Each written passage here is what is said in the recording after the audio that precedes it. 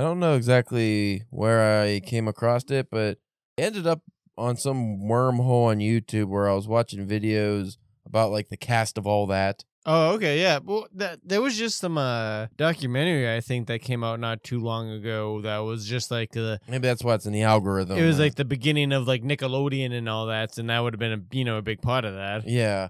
Well, it made me think about how awful kid shows are now Yeah. and how mindless and it's like they treat kids like they're complete idiots. Mm-hmm. So I was looking up some different things, like just different videos, and I was like, yeah, all the shows we grew up with were like creative and fun, and they didn't treat kids like they were stupid. They just treated kids like, they were people. And I came across this one comment, believe it or not, a YouTube comment that I thought was really good, so I want to read this here. Okay. It's a screenshot I took, so I don't have the video of what it was from. Someone named To It Doesn't Matter. To It Did Doesn't Matter. I don't know, that's their screen name. But they said, the 90s was a unique time where children's youth programming didn't pander to kids. Rather, shows, commercials, and products spoke the language. Nickelodeon especially. It was almost like the Wild West. Anything went and it felt genuine, authentic, and fun. All that is a prime example. A show about kids being kids, not adult perspective or projection of kids acted by kids. Most importantly, it wasn't about a kid trying to be a superhero, a celebrity, or a social media star. The kids were authentic and just being kids. It was relatable. And then it goes on to more stuff. But I think that is very accurate because it seems like kids aren't allowed to be kids on shows anymore. They have to be, trying to be a social media star, or Hannah Montana is a singer, not even wants to be a singer. She is a singer. It's like they always have to. It's very obvious. It's grown-ups trying to writing for kids, trying to pretend to be like kids. Back then, there weren't ever really any weird semi-sex symbols. No, like a lot of younger actresses and even actors that are on Nickelodeon or Disney or whatever, they have that weird they have a sex appeal, but that's kind of a gross thing to talk about. Or they had those countdowns to when some certain Disney celebrity or musician or something hit turning 18. Yeah, I was like, ew. Yeah, that was all very creepy, and I don't think they do that so much anymore. But I remember Billie Eilish, that everyone was talking about when she was going to turn 18. Yeah, that was the most recent one. Yeah, because I seen a thing about Ashton Kutcher saying it was some fucking awful interview or something, and he was talking about the Olsen twins and maybe Hillary Duff or somebody turning 18. It's like, oh, can't wait till they turn 18. I was like, ew. But everyone's like, yeah, the 2000s were so gross. Like, bitch, that Billie Eilish thing, what was that, 4 or 5 years ago? Yeah. So don't act like now is so much better. They still do that gross shit. I think of the shows like, The Adventures of Pete and Pete, or the cartoons like Doug. Even Rugrats, even though it was about babies. It was all shows about kids being kids, and the adventures they got into were the way kids would think and get into adventures. It wasn't these weird grown-up situations where adults are trying to portray children in a certain way. Right. And it's like, oh, the kids are smarter than kids. They think like adults. Like, no, that's not. They're kids. Let them be kids. Yeah.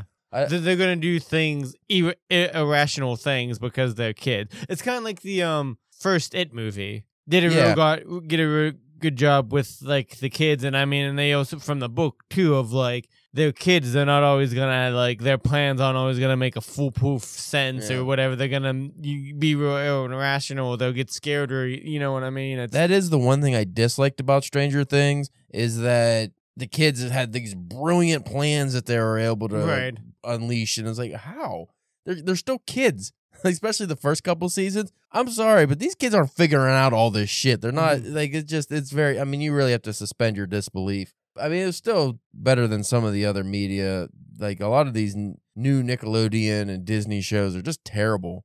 You just watch it and it's just this is fucking awful. How does anyone let their kid watch this? Because it's garbage. It's not creative. It's boring. And it's just all slapstick, stupid humor that's, I don't even think kids, well, at least when we were kids, wouldn't have find that appealing. Nowadays, they find it appealing. One of my favorite shows from back then, which I feel gets really slept on, and I almost bought it one time when I saw it for a complete box set at Walmart one time, Angry Beavers. Angry Beavers was a good show. And it's funny because, we did have these raunchy cartoons like Angry Beavers, Ren and Stimpy, Rocko's Modern Life, that had adult jokes slipped in, but the kids never got it. But now it's just creepy, that that Dan Schneider's that gross Nickelodeon. If you guys ever want to, with the feet thing. I saw a YouTube documentary someone did on him, and he's fucking gross. It wasn't even the feet thing; it's just everything. I think he's just a pedophile. There was like I forget the name of the show that Ariana Grande was on. Mm-hmm. There was a compilation of just the things they made her say on that show, and it was like her just shooting water in her face and just laying on her back, and it's like, ew, that's a child. That's not, oh, this is a subtle adult. That's just straight being a fucking creep. Yeah. So that's trying to play out some weird fantasy. Yeah, so I think a lot of the problem with kids programming also has to go with that shit came about. I'm not saying that wasn't around in the 80s or 90s, but I definitely don't think it was as prominent as it was in the and then post 2000s. Same way with there were some of those stars because I was gonna say another thing about a lot of those kids too is didn't grow up to be super crazy. You had your some you have your Amanda Bynes and what Saved by the Bell was the 90s too, right? That was 80s, and they had a second show in the 90s. Yeah. Well, I was going to say, you get your Screeches, you get those ones, but it seemed like all of the ones now just end up becoming fucked up. Just end up being terrible people just for whatever reason of going through that process just fucks them up. There's a few things, you have a kid and you just make them famous for one. Yeah. That's going to fuck you up. You're not in a regular school, and some of them still go to regular school, but they're on a show. That can't be good for them. And just you look at Rebecca Black, the girl who did that Friday song. Right. Just a fun YouTube video she paid to get made. And she was just getting endless death threats and shit. And she was 13 years old or something. So if you're going to do that to some kid who's just making a music video, imagine one that's on a syndicated television show that's 5-6 seasons. Yeah. The fact that a lot of these kids are able to become celebrities or stay celebrities, a lot of them transition to musicians, which I thought was weird, like that Demi Lovato, but then she's on fucking crack and stuff all the time. So it's what the hell? You got all these people, it's they're successful post-Disney or Nickelodeon, but they're not living good lives. No. Look at Aaron Carter. Yeah. Fucking, what did he end up ODing or something? Yeah. What are they doing to these kids in these programs? I don't know. Well, I was listening to, it was one of Steve-O's Wild Ride podcast, one of his episodes. They had which one was the fat one on Drake and Josh? The one that's not Josh. Yeah, the good guy, the one that's not the non-diddler. Yeah, the non-diddler guy. And he was just talking about, because I guess he was into he got into drugs, after that and stuff, and it's an interesting podcast. If you like to hear about that kind of stuff or interested in that thing, I would advise checking that episode out. It was just all him talking about going to school and then living after school, in this weird apartment thing with other actors for it was just really interesting. Well, I mean, obviously the industry is a problem, and the people you figure that if there's a bunch of older guys getting into kid shows, they're the ones making kid shows, chances are a good portion of them are not getting into that because they want to make kid shows. Yeah. And they just want to make money. They're not passionate about kid shows and making money off of it. They're probably fucking creeps. Right. Which has been proven with the Nickelodeon stuff, because I think a couple of those guys got arrested for doing stuff. But I think the other half of that is the parents of these kids. A lot of those aren't good parents. No. Not think about it. It's oh, I have a cute kid. Let me get them in the entertainment industry. Just whore them out. And they can make money for me. That's never going to be a good parent. You know who's probably the best person who came out of that stuff, especially with the 90s Nickelodeon? It's Keenan. Keenan, yeah. Keenan and Kel. Yeah, he just won Kel. You don't really. He went they actually have a Good Burger movie. Yeah, I did see that. But he he made a couple movies and stuff. And then I think he just became a pastor or something. Yeah, he's a reverend or I don't know, something.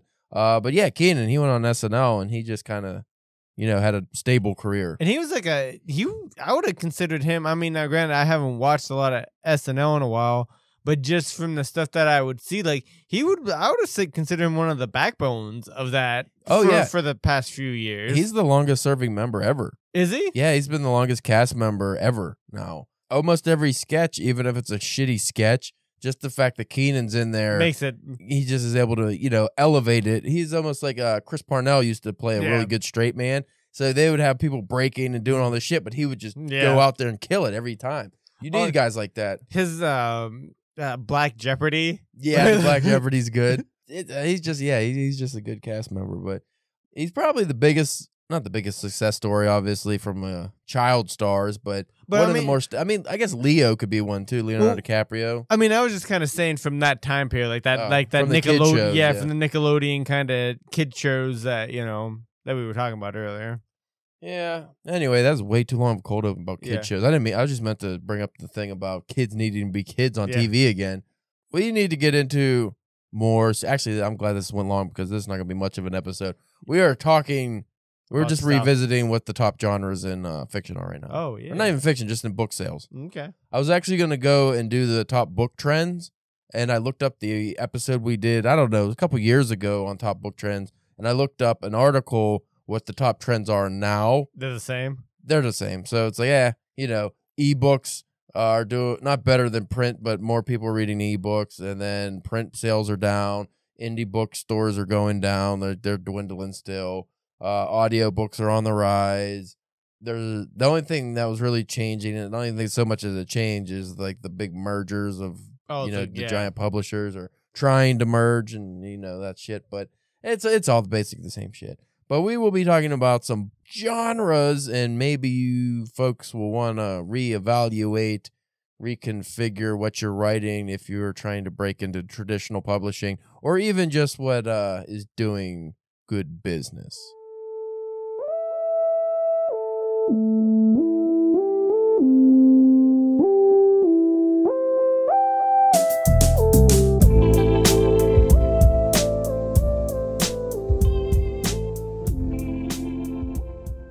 You are listening to the Drunken Pen Writing motherfucking podcast, bitch. Woo woo. Sorry, that was a little too aggressive. Welcome to the Drunken Pen Writing podcast. I'm your host, Caleb James.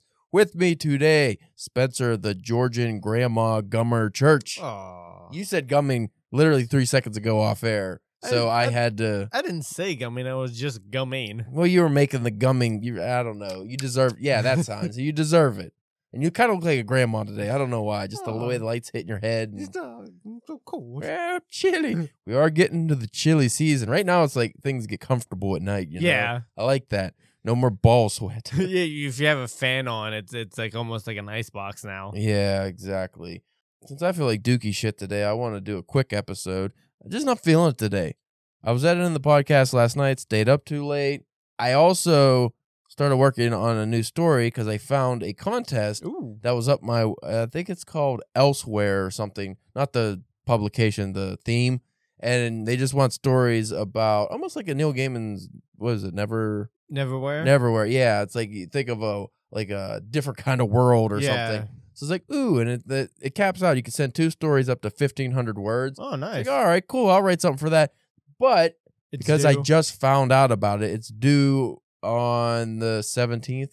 Ooh. So I got like 4 days really to work on it. It's due by, Sunday. So I have, I took Friday off of work. So maybe I can try to get at least one of the stories knocked out. But I'm having fun just like coming up with some imagery, but they actually have a cohesive stories. So do you have an idea yet? Nah, man, not really. I got the imagery. It's a weird one. I came up with imagery that I think is cool for an Elsewhere story, and it's going to be about like a dream. Story 1 is going to be like a guy in a dream world, like he falls asleep, and then there's your Elsewhere story that has to unfold in this dream. And the second story, I wanted it to be someone already in the dream, and then they wake up, but they don't know if they actually woke up or if they're in another dream. A dream within a dream. I don't know, some Inception shit. I might not even finish either of them. I might just bail. Actually, I do like how the first story started, so I'm hoping to at least finish that one, whether it gets submitted or not, because it's a $20 fee, too. Ooh. It's a tough one. All right, we are talking about 23 most popular book genres for 2023, according to Bonafide Bookworm. How many genres? 23. That's a lot of genres. That's what I thought. A lot of subgenres, I imagine. Maybe. Do you want to guess what number 1 is? I think you do already know. Fantasy? Motherfucker, no. Romance? Of course. Romance. Always romance. Always bet on romance or crime. That's my opinion. So romance novels are some of the best-selling books on the market, Spencer. And that's about all we need to know. You know what? I will give you a little more detail. You don't have to just take my word for it. You don't have to take just Bookworm or whatever the site's called. You don't take their word. Yeah.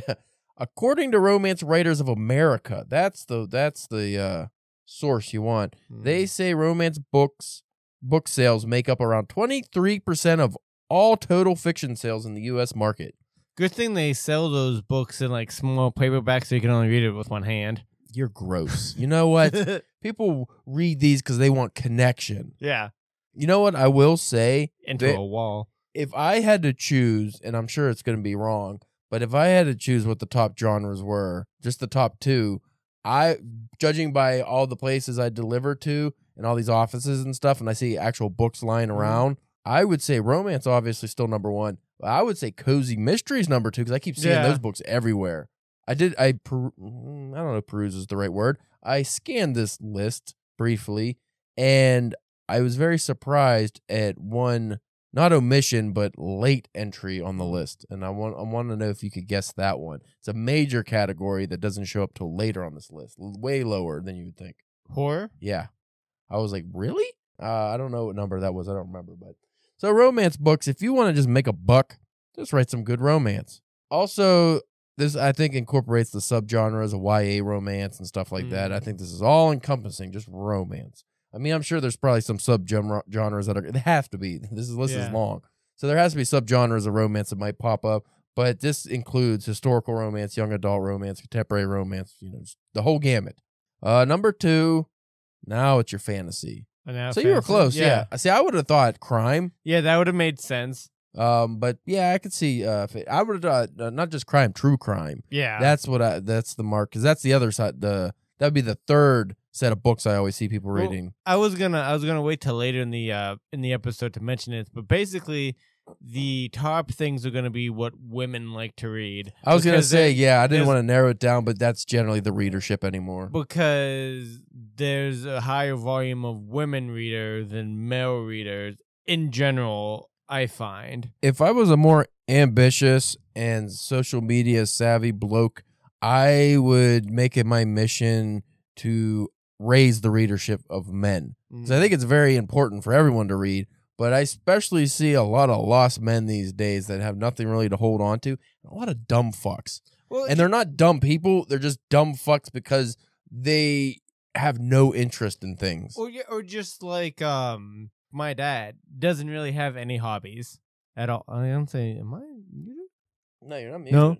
I'm back a little bit. I had to just finger your button. I've been fingering your button a lot lately on here. But like I was saying, my dad doesn't have a lot of hobbies. Like, he likes to go golfing and like fishing and stuff. But like, once you get past a certain time of year, you can't really do that stuff anymore and stuff like that. I got the reading thing from my mother because my mom likes to read a whole bunch, and it's mostly I don't know if it's strictly romance. It's, her big person there for a while was Daniel Still. Mm-hmm. And then she also then got into like the cozy mysteries. But yeah, I think it's just, even like I said, I just think a lot of people in general, even women nowadays, I don't think have a hobby. A lot of people just don't have any hobbies, really. And I find that so weird with somebody who has like 15 of them. Like, yeah, I have too many hobbies. But I think the thing is, a lot of people are bogged down with media. True. I mean, you figure that is their hobby. I know. Yeah, basically, I know so many people who watch so many TV shows on Netflix and movies, and it's like, I can understand why you don't do it. And then you get the people who are really into video games. Yeah. And that almost is its own thing that you can't really. That's hobbies too. So, yeah. So, I mean, each to their own. Well, at first I thought you was going to go with just like the scrolling on Facebook and Instagram. There's that too, yeah. TikTok is a big one, and I do not consider those hobbies. I consider that just mindless. Yeah. Droning. Even a lot of TV and movies are just mindless watching. Caleb is not a cinephile. You know what I kind of am now? Not a cinephile, but I do appreciate a good movie. I actually can say I have a favorite Orson Welles movie now, and it's not Citizen Kane. No? I've only seen 2 Orson Welles movies. So I watched Citizen Kane a couple years ago when I went on that binge. I got to watch some of the greatest movies ever, Casablanca and all that stuff. Well, I happened to watch an interview, because Orson Welles has just been, he came up on my YouTube Shorts recommend things for some reason. So I was watching some interviews of him. He's a very interesting guy. And I saw that he said his favorite movie he ever did, he thought was his best ever, which means it was better than Citizen Kane, which is the one everyone says is the best movie of all time. He said a movie called Chimes at Midnight. And it's based off a bunch of Shakespeare's plays. And I was like, okay, well, I watched that this weekend.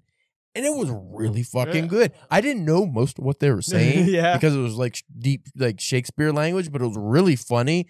And the ending was really touching. And the movie was filmed in such like, the cinematography was just great. It was just a really good movie. I was like, I could see, if I was like a smarter man, I'd probably love the fuck out of this movie even more, but I really enjoyed it. Yeah, I don't think I've ever heard of that one. I never did either. And apparently you couldn't even watch it for a long time. It was like hard to, get on anything because like people just didn't watch it. Because I guess he had a habit of being artsy fartsy and pissing off a lot of people in the, like not Warner Brothers, but just like those kind of studio heads. So he had to do a lot of indie stuff, and a lot of his movies, they either didn't get real wide distribution, didn't get finished, or just like ran out of funding for advertising and stuff like that. So fantasy, Spencer. Oh, actually, I did have one more thing I want to talk about before we get to fantasy. I tried. I know you did. Well, you were just talking about like the people who don't read and stuff. Well, working in the blue collar side of the world for as long as I have, I've come across a lot of guys who it's endearing on one part when they say, "Hey, I read a book," or I even had guys come up to me and say, "Dude, I read this article and it was really long. I've never read a whole article." Yeah, but like this flicker in their eye. Unfortunately, I don't think any of those people I've ever met pursued it. Right. But like even the ones that was like somehow they ended up reading a book. They usually have a big, because it's a big moment in their life. So they have, like, I haven't read a book since high school, and even then they might not have even really read the book. But they get this glimmer in their eyes, like, yeah, I read a book. Like, there was this major achievement, like climbing a mountain or something. And it's just like, don't you love that feeling? Why wouldn't you want that all the time? And the other one, which is less endearing, it's just kind of sad, is just how many people I come across that just say they never read a book. Oh, that's so weird. Now, I'm not talking about because we've talked about this many times about the fucking people that are like, oh, they brag about not having read a book like it's some kind of badge of, I don't know, intellectual honest. I don't even know what you would say. It's like, why would that be a good thing? I was trying to spin it to make it sound like, from their perspective, a good thing to brag about never having read a book, but it's just, I can't. But they, like even the non-braggers, just like, oh, I never read a book. It's like, oh, you're missing. Yeah. I mean, even if you don't like reading, you might. I truly believe there's a book for everyone. Yeah. Like there's something out there that would turn you, like make you want to read. But anyway, fantasy. There's not. I mean, we don't really have to talk about fantasy too much. From your Lord of the Rings to Harry Potter's to everything else, like fantasy is such a huge genre. It's hard to narrow down any specific. Again, that's probably gonna be another one that has some subgenres coming up, I would think.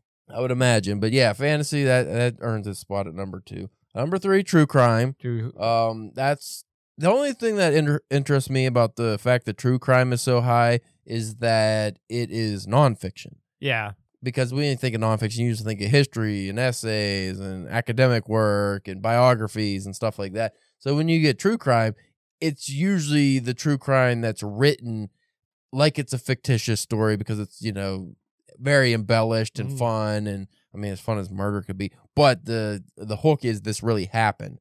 I think that's why a lot of women gravitate towards true crime. Also because, women actually have to fear for their lives a lot more than men do.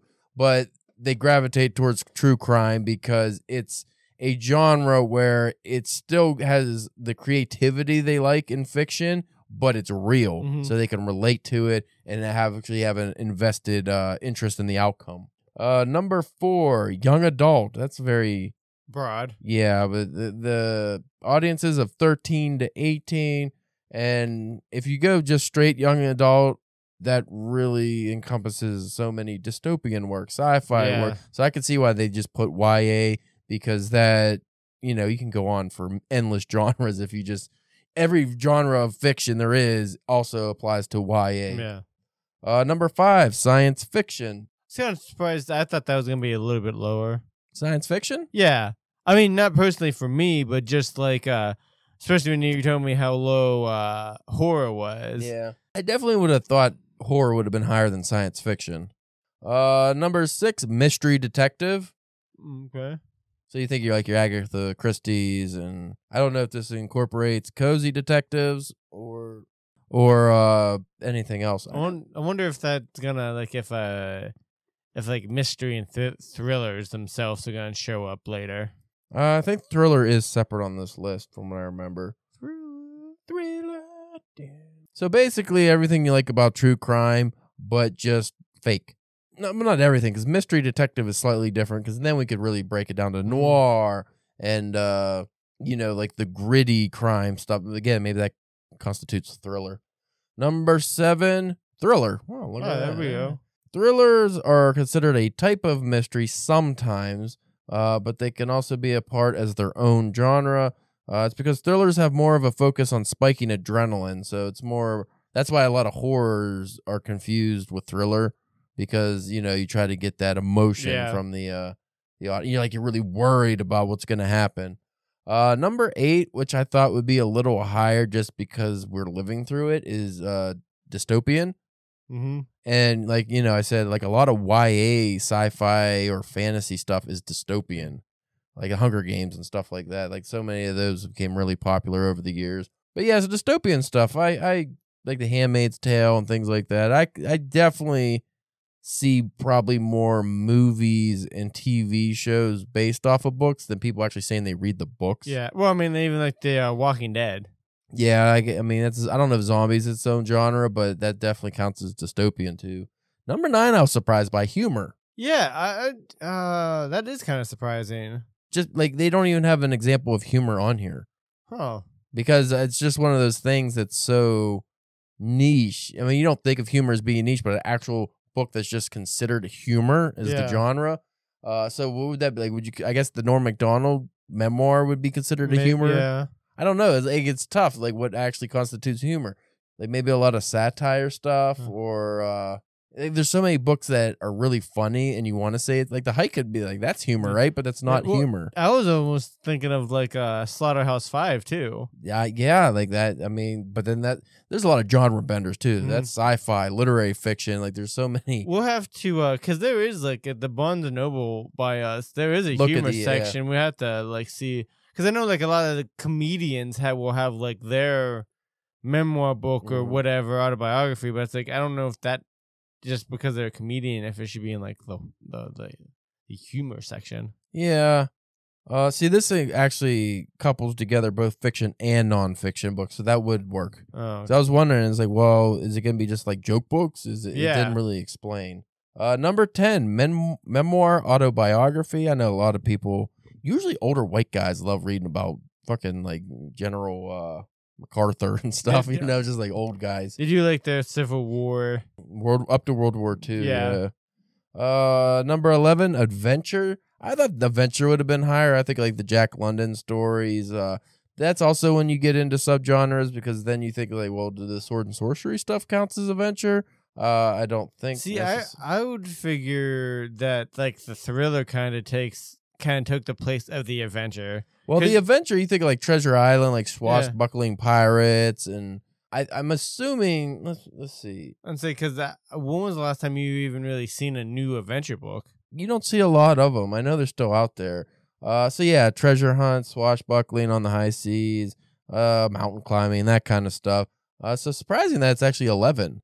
It's a pretty high. Number 12, gothic horror, or horror gothic rather. While there's lots of overlap with the thriller genre, horror and or gothic literature are genres that are also quite popular and gaining popularity. You just you see a lot of horror books everywhere. Yeah. Like there's every time I submit, one of the biggest markets to submit to is always horror. So I'd assume like the book genre would have been a little higher up, but maybe that's like one of those things that it's like they don't want to admit that they're reading horror for some reason. Either that, or maybe they only read it like almost like being in a mood, like certain seasons or certain times of year. Because I will even admit myself, I don't read a lot of horror in the spring and summer months. Like I'm more of like a fall and then winter horror guy. Like if I read horror. Number 13, historical fiction. That's a genre I never wanted to get into because for some reason, and this even goes with movies like Back to the Future and time travel stuff, I get really pissed off at the idea of changing the past. I don't know why. Even like Bill and Ted, I can't enjoy it that much because like you're fucking it up. Like I don't know why. It's just something in my head. It's like even like Inglourious Bastards, where they shoot the fuck out of Hitler and it's great. I'm just like, no, it changes everything. I don't exist anymore because you killed Hitler. Like I don't know if I like that. See, I like a good time travel, and I like to see how a person tackles it and like what rules that they decide to use or don't use, because like sometimes they could do like you can go back and you step on a fly and it changes everything, or you can go back and you can do whatever and it doesn't really do anything because you were meant to go back to do, like, you know what I mean? Yeah. Just depending on what kind of sets of rules that you use for your story. I agree. No, you don't.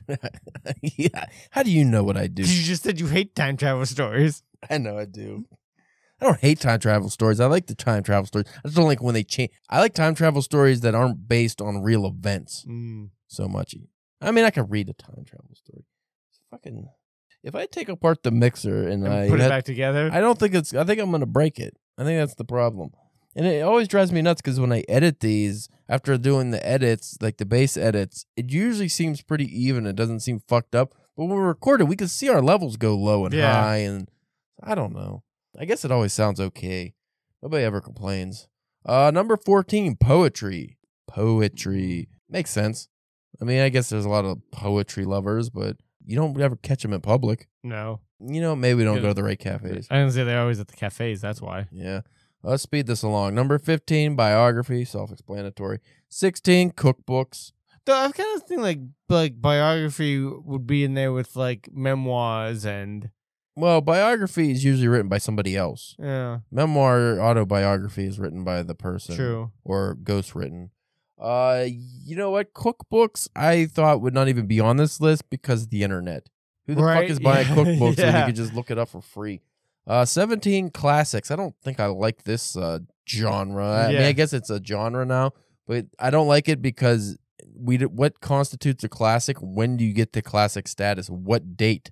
That's an argument we always have on that Facebook page. Yeah, so overarching genre refers to a variety of books and a variety of genres. It's very fucking... And then there's modern classics, too, they threw in. God damn it. Just say good books. How about that? Okay, so 18, children's literature. I thought that would have been a lot higher. I thought kids' books would have been like in the top 5 just because you see so many of them when you go to the book. There's a whole fucking side of the Barnes & Noble that's kids' books. 19, self-help. I thought this would have been higher too because I see like shit ton of people buying self-help stuff. Well, then say like maybe the internet took some of these numbers down because like I see like a lot of people like that will be like they won't read like any fiction or whatever, but they will. I see like they'll have a stack of different like self-help books or like affirmative books or lifestyle books, like, and it's just like, I guess. Yeah. Number 20, history. My dad wasn't a reader. I think he might have read the occasional Stephen King book or something. I think he was actually one of those guys, like he read like It or something, like a real big one. And then he was very proud of himself for reading it. And this was later in his life. But he wasn't generally a reader. But then he also would have like gigantic World War II books or something. And he would actually peruse those. So I'm like, I mean, he was a Vietnam veteran. So it kind of makes sense that he, probably just like, yeah, they were fucking it up here, Well, and I think a lot of times with those books, because like, I don't think, depending on how the book's set up, you not necessarily have to read from cover to cover. Like, you could go in and be like, oh, I want to read about this section of this certain kind of fleet or whatever. Like, you know what I mean? Yeah, you're not reading, cover to cover. That makes sense. Number 21, I thought this one would be in the top 5, but I don't know if they include the Bible. But number 21 is religion. So if it's just like spirituality and stuff like that, then I understand why it's 21. But if this actually incorporates like the Quran and the Bible, it should be number 1 probably, because there's how many billions of... Oh, this is the U.S. market though too. Yeah, they just put those things in hotel rooms. Yeah, so if you look at the Middle East, it would definitely be religion. But yeah, if you look in... they're everywhere. Bibles, like you said, they put them in hotel rooms. I still think like if it incorporated the Bible, this would be higher just because there are a lot of religious people and that's the only book they own is the Bible, even if it's just for appearances. Number 22, travel. Again, I don't know why people are buying travel books that much when you can look on the internet. And this one I thought was weird for 23, contemporary fiction. Yeah, so... Just new stuff? Let's see what it actually generally for anything post World War II. So just modern books. Oh, okay. Yeah. So I don't understand. That's them like, okay, we need one more. Where did you say horror fell on that? What number? It's like 18, 17? No, it was like 11. Oh, 11? Oh, and I got to open it. Oh, never mind now I got a then. fucking ESPN Plus ad. Thanks, Spencer. Yeah. Thank you. Just listen to the whole episode over Okay. again, Spencer. All right, I will. No, I got it. It was number 12. 12. Should have been 13. Come on, you're writing the list of amateur hour. Make it 13. Yeah, especially if you're going to have it that late. Yeah, well, unless they're going by actual stats. I don't know. But so basically, folks, you want to make money, write romance, true crime, or just any of those. It's fine. Do what you want. Just don't write. What's a genre you think is poop and nobody will ever read it? Oh. You know what was surprising that wasn't on that? Erotica. Yeah, right? Like the 50 Shades of Grey is like, come on, you know, Do they count probably. that as romance? I guarantee they lumped it under romance, but that ain't romance. Yeah. That's something different. That's some smut. Skin books. Yeah, so we're done. I don't want to talk anymore. Anyway, folks, thank you for listening. I wanted an easy episode. Still goes 40 fucking minutes. You could check out Spencer. I refresh your name, the Georgian Grandma Gummer. Yeah. On your OnlyFans. Yeah, what's that? Grandma Gumming, huh? Yeah, don't make that noise. You can check me out at CalebJamesK.com as we close in on my anthology I'm in that's coming out. You could also follow us at DPW Podcast on Instagram, Facebook, whatever Twitter's called now, and YouTube. We thank you for listening, and we will check you out. Well, I don't know. Next week, I don't have a guest on next week, and you can't be here on Thursday. I thought that was the week after that, you said. 21st. Is that next week or does? No, that's this week. Probably should prep for that then. Yeah.